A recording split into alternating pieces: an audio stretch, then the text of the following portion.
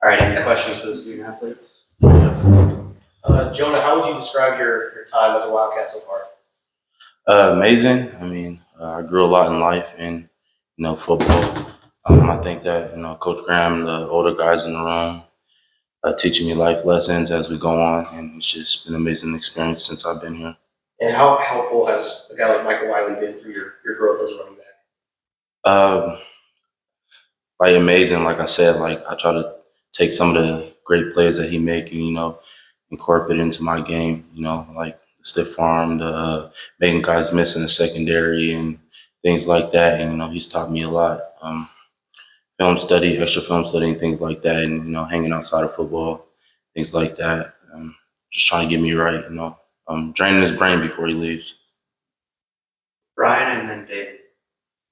Taylor, you lead the team in sacks, but I think you also have the most penalties on the defense, and a lot of them are kind of those after the whistle kind of ones. Is there a way to balance that with being aggressive, but also trying to avoid making that mistake or getting called for it?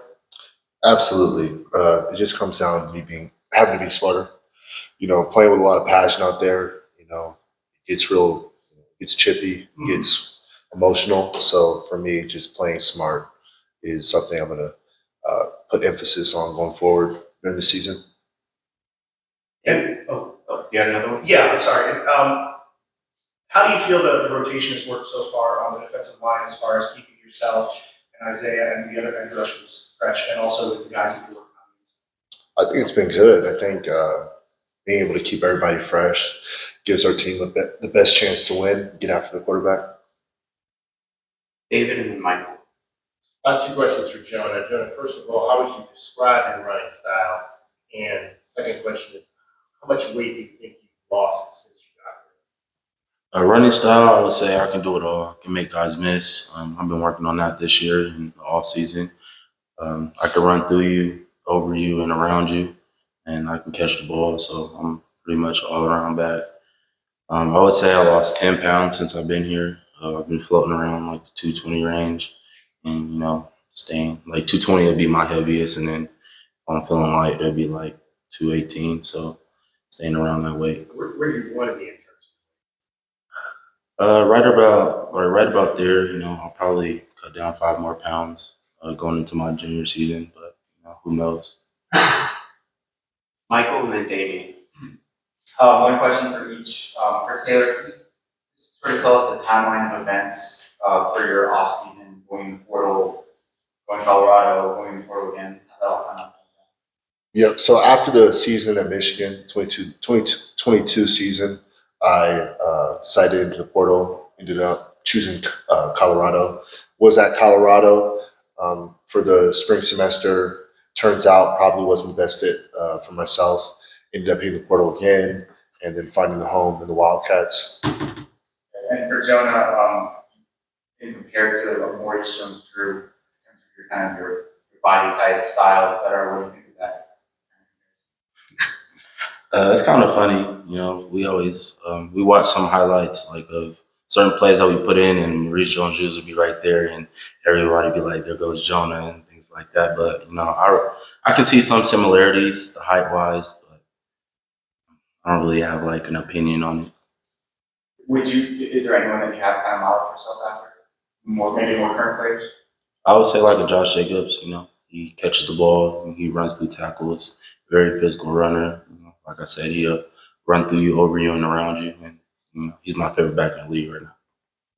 Damien and then Justin. So when you talk about physicality, Coach Graham has talked a lot about teaching that running back who's run angry. How does he instill that? It's just basically like, what is your why, and have a chip on your shoulder, like make them feel it. Like every time you get the ball, like they don't want to tackle you, so when you get the ball, make them feel it. Soften them up.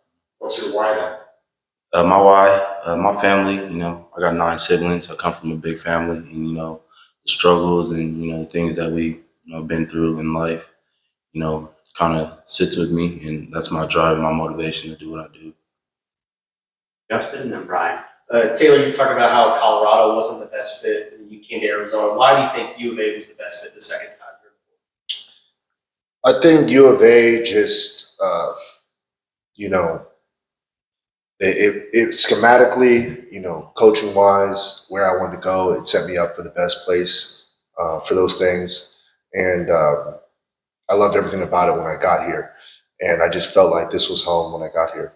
And then you come from an NFL background. What's it like having an NFL player as a parent? It's good. So after the game, me and my dad will always talk about the game, how I think it went, and what I can do to improve to get better. So I think it's definitely an advantage having someone who's been through what you've been through in your circle.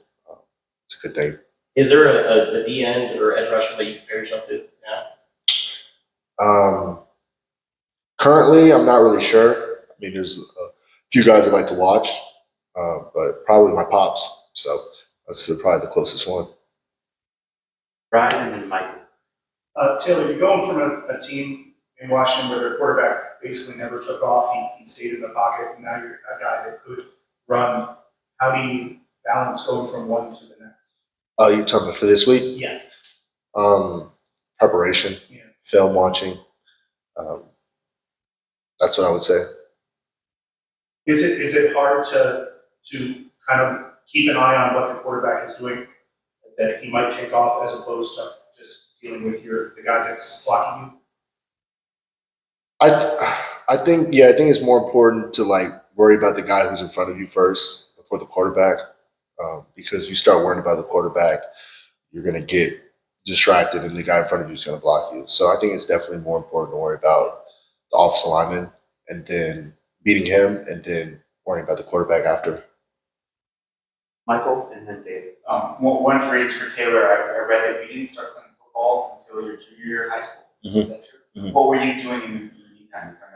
I was playing other sports. I played basketball, baseball, and then right around that age, I was like, you know what, I'm gonna get a football shot, and then it worked out. Sure. Was it hard to not play football, given that you're come from a football family? No, sports were never pushed on me when I was younger. Everything I wanted to do, I did. So it wasn't hard. For Jonah, you said you had 9 siblings. Where do you fall in line as far as age-wise? I'm like right in the middle. How many boys and how many girls? I got 5 sisters and 4 brothers. What was that like? What is that like, I guess? I would say the holidays and things like that. It's amazing to be around, all your siblings and parents and things like that.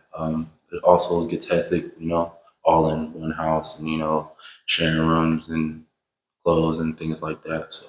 Or do they all live in NorCal still? Yeah, Stockton. Yeah. David and then Justin for our last question. Taylor, obviously going into the Washington game, a lot of us knew the defense was playing well, but wanted to see it against a really high-powered offense. You guys kind of had a very similar performance at prior to. What questions do you think you answered about yourselves? I think we show that we're a solid defense. I think we still have a lot of room to improve, and we know that. But we can definitely compete with the best players. It's just going out there and being consistent and doing it on a daily basis. That's going to be our test.